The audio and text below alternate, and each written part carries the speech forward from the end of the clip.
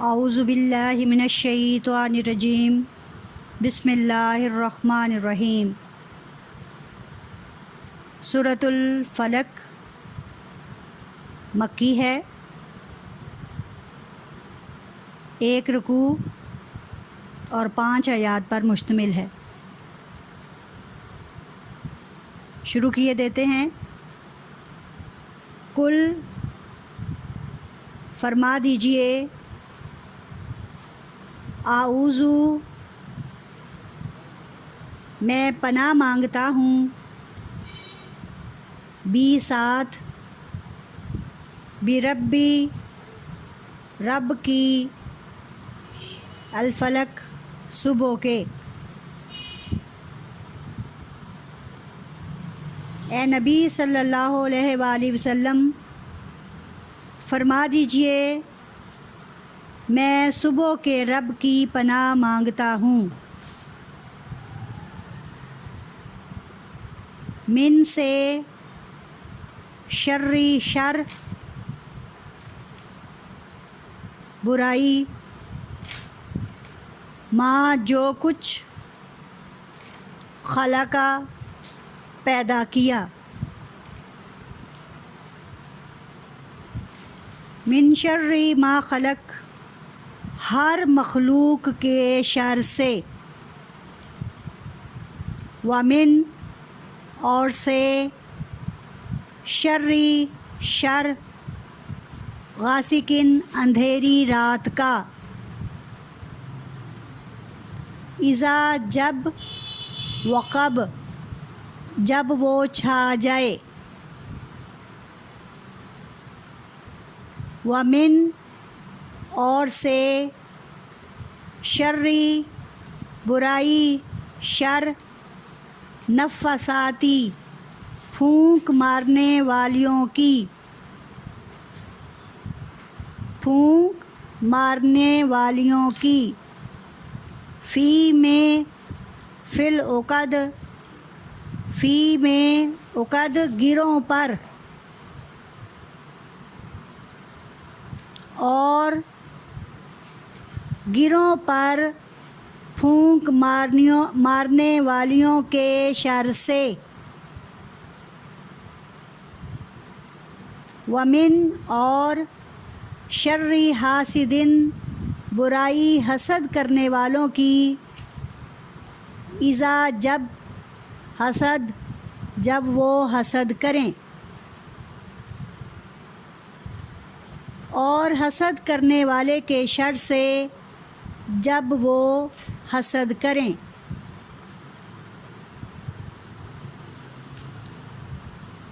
فرما دیجئے اے نبی صلی اللہ علیہ وآلہ وسلم میں پناہ مانگتا ہوں برب الفلق صبح کے رب کی، من شرری ما خلق ہر اس مخلوق کے شر سے، ومن شرری غاسقن اذا وقب اور اندھیری رات کے شر سے جب وہ چھا جائے، اور پھونک مارنے والیوں کے شر سے جو وہ گروں پر مارتی ہیں، ومن شرری حاسدن اذا حسد اور حسد کرنے والوں کے شر سے جب وہ حسد کریں۔ نبی کریم صلی اللہ علیہ وآلہ وسلم کو اللہ تعالیٰ فرما رہے ہیں کہ اے نبی صلی اللہ علیہ وآلہ وسلم آپ خود کو پناہ میں لے لیں اپنے رب جو کہ صبح کا پیدا کرنے والا ہے، اس کی پناہ میں آ جائیں۔ کن لوگوں کے شر سے؟ اس میں 4 ایسی چیزیں بتائی ہیں کہ جن کے شر سے بچنے کی تاکید فرمائی گئی ہے۔ من شرری ما خلق جو مخلوق اللہ نے پیدا کی، جس میں جنات، انسان، چرند پرند، کسی بھی قسم کی مخلوق، حشرات الارض کیڑے مکوڑے جن سے انسان کو تکلیف پہنچ سکتی ہے، ومن شرری غاسقن اذا وقب اور رات جب خوب اچھی طرح چھا جائے، یعنی جب خوب اندھیرا چھا جائے، چاند کی روشنی بھی نہ رہے۔ وَمِن شَرِّ النَّفَّاثَاتِ فِی الْعُقَدِ، اور ان جادوگروں اور جادوگرنیوں کے شر سے جو اکثر گروں پر پھونک مار مار کر جادو کرتے ہیں تاکہ لوگوں کو اس سے نقصان ہو۔ وَمِن شَرِّ حَاسِدٍ اِذَا حَسَدَ، اور نمبر 4، جب حسد کرنے والے حسد کریں تو ان سے پناہ مانگ لیجئے۔ نبی کریم صلی اللہ علیہ وآلہ وسلم کے لیے یہ حکم خاص ہے تو باقی تمام لوگوں کے لیے عام ہے، یعنی کہ قیامت کے دن تک تمام مسلمانوں کا اس بات پر پختہ یقین ہے کہ وہ اللہ تعالیٰ کے حکم سے اگر ان پر کوئی تکلیف آتی ہے، تنگی آتی ہے، بیماری آتی ہے، آفت آتی ہے، کوئی مصیبت آتی ہے تو وہ اپنے رب جو کہ صبح کا پیدا کرنے والا ہے، پیچھے ہم سورۃ الناس میں پڑھ چکے ہیں کہ وہ رب جو لوگوں کا رب ہے، وہ مالک جو لوگوں کا مالک ہے، وہ معبود جو تمام مخلوق کا معبود ہے، اس کی پناہ میں آ جاؤ۔ چنانچہ سورۃ الفلق میں، فلک جس کے معنی ہیں صبح، یعنی صبح صادق جس کے اندر رات کے بعد صبح کا طلوع ہونا، یقیناً صبح کی علامت زندگی کی خوشحالی کے لیے، اجالے کے لیے، چیزوں کے عیاں اور روشن ہونے کے لیے استعمال کی جاتی ہے، جس میں ڈر اور خوف کسی حد تک کم ہو جاتا ہے، جس میں اللہ تعالیٰ کی ذات یقیناً انسان کو اندھیروں سے نکال کر روشنیوں میں لاتی ہے۔ یعنی صبح وہ اللہ تعالیٰ کی خاص نعمت ہے کہ جب رات اچھی طرح چھا جائے، یہاں تک کہ 14ویں کی چاند بھی اپنی روشنی ماند کر لے، یا چاند کی آخری دنوں میں جب کہ روشنی بالکل ختم ہو جاتی ہے تو اس دوران لوگوں کو، جادو کرنے والوں کو، منتر پھونکے مارنے والوں کو موقع ملتا ہے کہ وہ لوگوں کی تکلیف کے لیے تعویذ گنڈا کریں، انہیں تکلیف پہنچائیں، جادو منتر پڑھیں، اور یہی منتر ان کے رات کی اس آخری پہر میں کیے جاتے ہیں۔ چنانچہ اللہ تعالیٰ یہاں نبی کریم صلی اللہ علیہ وآلہ وسلم کو حکم فرما رہا ہے کہ اپنے صبح کے پیدا کرنے والے، صبح کے رب کی پناہ میں آ جائیے کہ جو آپ کو تمام مخلوقات سے بچا لے۔ اب اس میں سوال پیدا ہوتا ہے کہ جانور تو بہت سارے ایسے ہیں جو ہمارے فائدے کے لیے ہیں اور اب وہ ہم سے پیار بھی کرتے ہیں، جیسے ہم کچھ پالتو جانور رکھ لیتے ہیں، جیسے گائے بھینس، یہ ہمارے اچھے اور فائدے کے لیے ہیں، گھوڑا بکری یہ ہمارے فائدے کے ہیں، لیکن کچھ درندے اور کچھ ایسے جانور، شیر، چیتا اور ایسے موذی جانور، سانپ، بچھو، کہ جن کے کاٹنے سے تکلیف ہوتی ہے۔ چنانچہ ایک مرتبہ ایسے ہی نبی کریم صلی اللہ علیہ وآلہ وسلم کو کسی بچھو نے کاٹ لیا تو آپ صلی اللہ علیہ وآلہ وسلم نے فوراً اس کے اوپر نمک ملا اور اس کے اوپر ان دونوں صورتوں کو دم کیا تو اس سے اس کا زہر ختم ہوتا رہا۔ اس کا مطلب ہے کہ جب کبھی ہم پر بھی کوئی موذی جانور حملہ کر دے، یا کوئی سانپ، بچھو یا کوئی بھیڑ ہمیں ڈنک مارے تو ہم یہ 2 صورتیں پڑھ کر پھونکیں تو انشاءاللہ اللہ تعالیٰ اس کے بدلے میں ہمارے لیے آسانی پیدا کرے گا اور ہماری تکلیف بھی جاتی رہے گی۔ آپ صلی اللہ علیہ وآلہ وسلم نے فرمایا اپنے صحابہ کرام سے کہ آج کی رات مجھ پر ایسی آیات نازل ہوئی ہیں جو اس سے پہلے میں نے نہیں دیکھی۔ یہ فرما کر آپ صلی اللہ علیہ وآلہ وسلم نے یہ دونوں صورتیں پڑھی، یعنی سورۃ الفلق اور سورۃ الناس، اور دونوں کی اس قدر تاکید فرمائی کہ جب کبھی کسی کو نظر لگ جائے، جب کبھی انسانوں اور جنوں میں سے اسے ڈر ہو، خوف ہو کہ یہ اس پر کوئی عمل کر رہے ہیں، یا جنات یا شیطان انہیں کسی طرح ورگلا رہے ہیں، تکلیف دے رہے ہیں، تو ایسے موقعوں پر وہ یہ دونوں صورتیں پڑھ کر خود کو بچا لیں۔ اسی طرح ایک مرتبہ آپ صلی اللہ علیہ وآلہ وسلم نے ایک صحابی حضرت ابو حابس رضی اللہ تعالیٰ عنہ سے فرمایا کہ کیا میں تمہیں ایسی بات، ایسا تعویذ نہ بتا دوں کہ جس کے پڑھنے سے جس کو پڑھ کر لوگ اللہ کی پناہ میں آ جاتے ہیں؟ تو حضرت ابو حابس رضی اللہ تعالیٰ عنہ نے عرض کی یا رسول اللہ صلی اللہ علیہ وآلہ وسلم ضرور بتلائیے، کیونکہ ایسا بتلانے سے لوگوں کو فائدہ ہے۔ تو آپ صلی اللہ علیہ وآلہ وسلم نے ان دونوں صورتوں کے بارے میں ان کو بتایا، اور یہ بھی فرمایا کہ اسے اپنی زندگی کا معمول بنا لو، بلکہ آپ صلی اللہ علیہ وآلہ وسلم نے بھی ان دونوں صورتوں کو، بلکہ سورہ اخلاص سمیت ان صورتوں کو کا معمول بنا لیا، اور ہر روز رات کو سونے سے پہلے ان کو اپنے چہرے پر، ان کو اپنے ہاتھوں پر دم کر کے اپنے پورے جسم پر ملتے، اور یہ عمل آپ صلی اللہ علیہ وآلہ وسلم 3 مرتبہ کیا کرتے تھے۔ اس کے بعد حضرت عائشہ صدیقہ رضی اللہ تعالیٰ عنہ بھی عرض کرتی ہیں کہ جب کبھی آپ صلی اللہ علیہ وآلہ وسلم کے اہل بیت میں سے کوئی بیمار ہوتا، کسی کو پریشانی آتی، تو میں نے یہی دیکھا کہ آپ صلی اللہ علیہ وآلہ وسلم یہی دونوں صورتیں پڑھ کر دم کر دیا کرتے تھے۔ اور پھر فرماتی ہیں کہ ایک مرتبہ آپ صلی اللہ علیہ وآلہ وسلم بہت ہی بیمار ہوئے تو میں ان پر یہی دونوں صورتیں پڑھ کر دم کیا کرتی۔ اصل میں یہ صورت یہاں ذکر کیا جا رہا ہے من شر ما خلق، یعنی کہ ہر اس چیز کے شر سے جو اللہ نے پیدا کی۔ اللہ کے پیدا کردہ مخلوق اگر ایک طرف انسانوں کے فائدے کے لیے ہے تو دوسری طرف نقصان پہنچانے والے لوگوں میں سے بھی ہے۔ کبھی کبھی ہم کہتے ہیں کہ دعا کرو کہ اللہ مجھے لوگوں کے شر سے بچائے، یعنی ہر اس فتنے سے جو لوگوں کی وجہ سے برپا ہو سکتا ہے۔ مثلا انسان کسی کا عیب دیکھ لے اور اسے دوسرے لوگوں میں بدنام کرتا پھرے، یقیناً یہ لوگوں کا بہت بڑا عیب شر ہے جو اس کی زندگی کو تباہ کر دیتا ہے۔ ہوتا کیا ہے کہ میرا اللہ اتنے لوگوں کے گناہ دیکھ رہا ہے، اتنے لوگوں کی سرکشی دیکھ رہا ہے، لیکن جس طرح رات جو ہے ہوتی ہے تو ہر چیز پر پردہ ڈال دیتی ہے، ایسے ہی جب دن آتا ہے تو ہر چیز کے شر سے بچا لیتا ہے۔ تو نبی کریم صلی اللہ علیہ وآلہ وسلم نے لوگوں کے شر سے بچنے کی تاکید فرمائی، اور یقیناً صبح جب کسی چیز کی ہوتی ہے تو اس کے پیچھے جو اندھیرا ہوتا ہے وہ ٹل جاتا ہے، اس کے پیچھے جو تنگی اور تکلیف ہوتی ہے وہ ٹل جاتی ہے، اور اس طرح صرف اور صرف آسانی پیدا ہوتی ہے۔ چنانچہ اگر کوئی لوگ یا جنات ہم پر کسی قسم کا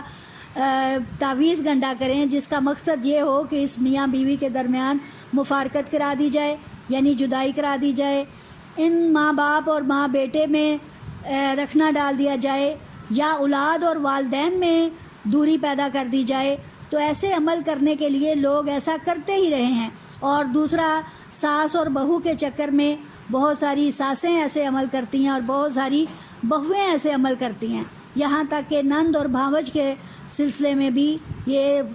چلتا رہتا ہے۔ اور میاں بیوی کو دور کرنے کے لیے تو اکثر اوقات جادو ٹونے کا سہارا لیا ہی جاتا ہے۔ چنانچہ یہاں اس چیز سے بچنے کے لیے میرا اللہ فرماتا ہے من شر ما خلق، کہ میری تمام مخلوق کے شر سے۔ کل میں نے آپ کو بتایا کہ کس طرح سورۃ الناس میں کہ ایک صحابی جن کو ایک سانپ نظر آیا تو وہ فوراً سانپ پر جھپٹے، اور انہیں خدشہ تھا کہ سانپ اگر ہم پر آ گیا،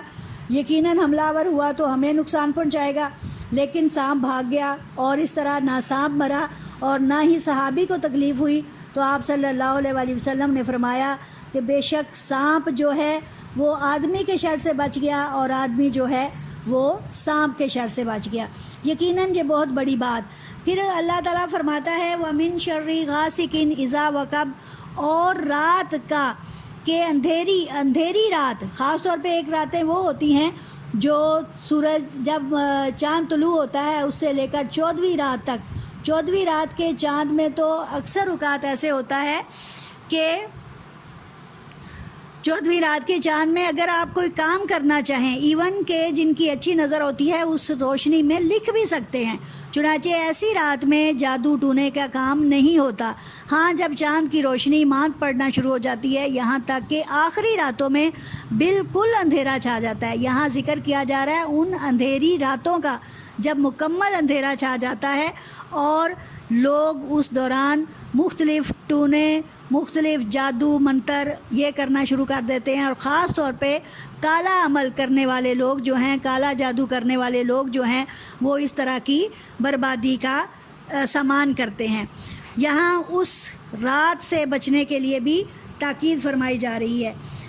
ایک مرتبہ آپ صلی اللہ علیہ وآلہ وسلم نے حضرت عائشہ صدیقہ رضی اللہ تعالیٰ عنہ سے یہ حدیث مروی ہے، فرماتی ہیں کہ رسول اللہ صلی اللہ علیہ وآلہ وسلم نے چاند کی طرف نظر کر کے ان سے فرمایا، یعنی کہ آپ صلی اللہ علیہ وآلہ وسلم نے چاند کو دیکھ کر حضرت عائشہ صدیقہ رضی اللہ تعالیٰ عنہ سے فرمایا، اے عائشہ، اللہ کی پناہ اس کے شر سے، یہ اندھیری ڈالنے والی رات ہے جب کہ یہ خوب چھا جائے،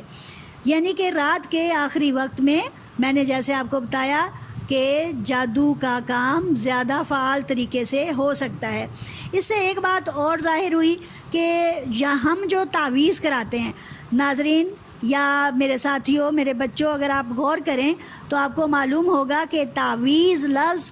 کے اندر معاذ یعنی کہ یہی تعوذ موجود ہے، یعنی کہ پناہ میں آنا، ایسا ٹکڑا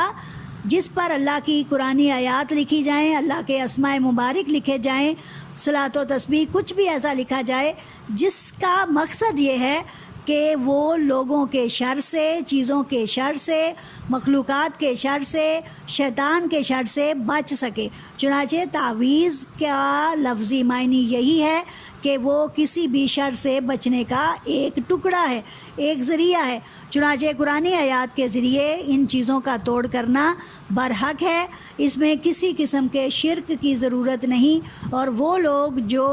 ایسا سوچتے ہیں یقیناً وہ غلط ہیں، کیونکہ اللہ تعالیٰ کا ایک قرآن مجید کا ایک ایک حرف تعویذ ہے، جس کو اگر ہم صحیح نیت کے ساتھ پڑھیں تو اس کی برکات اپنی جگہ موجود ہیں۔ جیسے ہم صرف بسم اللہ الرحمن الرحیم پڑھ دیں تو سامنے اگر کوئی بہت بپھرا ہوا شعر بھی ہو، انسان بھی غصے سے خوب لبریز ہو، تو صرف بسم اللہ پڑھ کر اس کی طرف پھونک مار دینے سے اللہ کے حکم سے ان کا غصہ زائل ہو جاتا ہے۔ اسی طرح درود پاک کی برکت آپ دیکھیں کہ جب ہم درود پاک پڑھتے ہیں تو بڑے بڑے غصے اور جو فتنے ہیں وہ بالکل پرسکون ہو جاتے ہیں، رام ہو جاتے ہیں۔ چنانچہ ان چیزوں کا، ان آیات کا پڑھنا برحق ہے، اس میں کسی قسم کے شرک کی کوئی بات نہیں ہے۔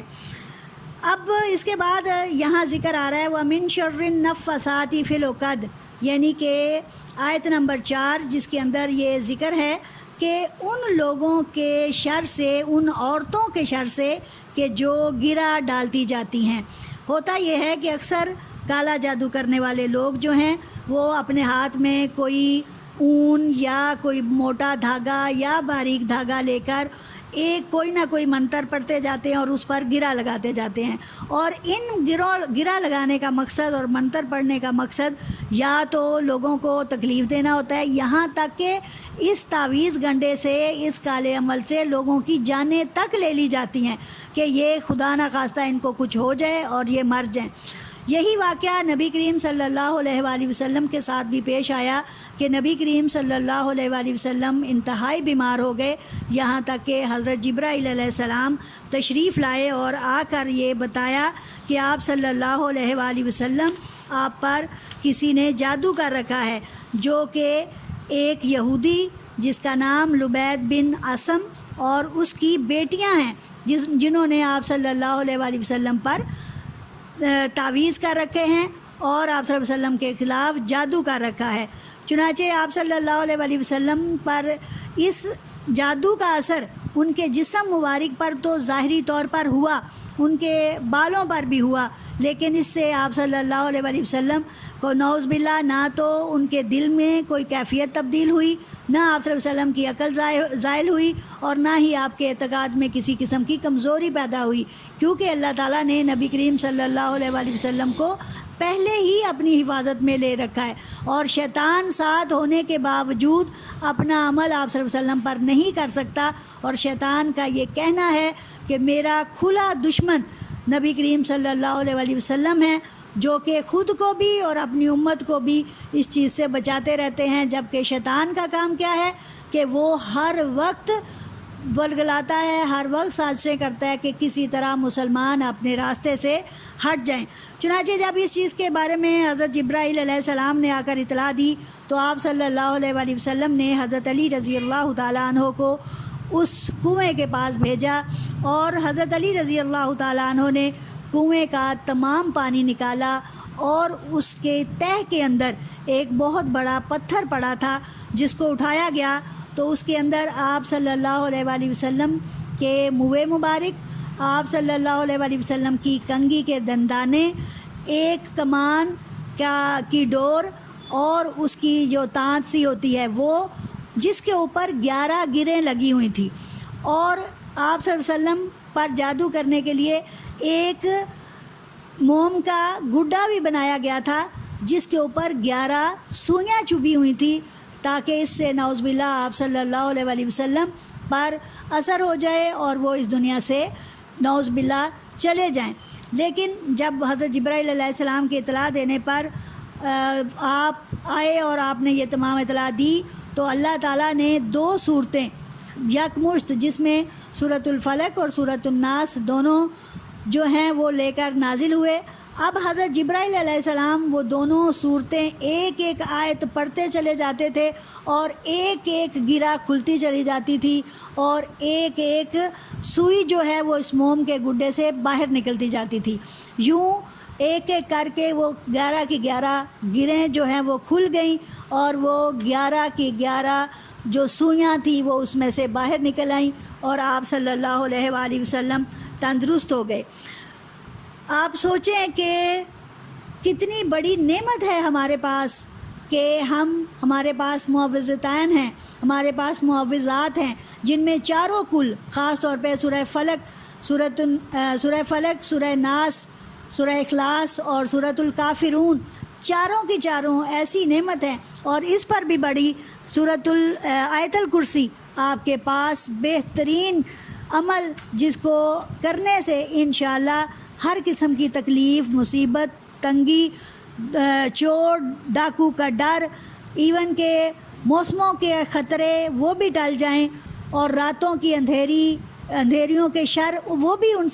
انسان ان سے بھی محفوظ ہو جائے۔ تو اتنی خوبصورت چیزیں ہمارے پاس موجود ہیں، اتنے اعلیٰ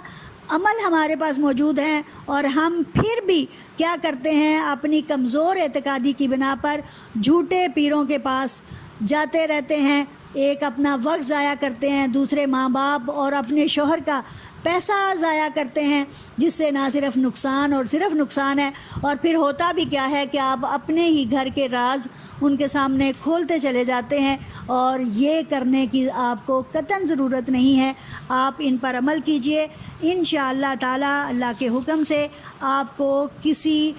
کے پاس جانے کی ضرورت نہیں، سوائے برحق لوگوں کے، جن کو کسی قسم کا اذن ہے اور وہ علم والے ہیں۔ اب دوسری ایک اس کا پہلو دیکھیں کہ وہ لوگ جو کہ صدیوں سے جیسے لگتا ہے جیسے سالوں سے نہائے نہیں، جن کے بالوں کی حالت نہیں ہوتی، جن کے چہروں پہ، ان کے ہونٹوں پہ پیپڑیاں جمی ہوتی ہیں، اور ان کے غلاظت اور گندگی اور بدبو کے بھبوکے ان سے آ رہے ہوتے ہیں، اور ہم ان لوگوں سے جا کر تعویذ گنڈے کراتے ہیں۔ خدا را اس چیز سے باز آ جائیں، کہیں جانے کی ضرورت نہیں ہے۔ آپ 5 وقت کی نماز ادا کریں، آیت الکرسی رات کو پڑھیں، اور یہ چاروں کل پڑھ کر یہ عمل روزانہ کر کے سوئیں۔ دعویٰ ہے میرا انشاءاللہ اللہ تعالیٰ کے حکم سے کہ آپ کو کوئی تکلیف، کوئی مصیبت نہیں آئے گی، بلکہ یہ مصیبتیں آتے ہی ساتھ ساتھ ٹلتی چلی جائیں گی، کیونکہ ہم انسان ہیں، ہم پر بہت ساری چیزوں کا اثر ہو جاتا ہے، لیکن ہمارے پاس اس کا توڑ موجود ہے۔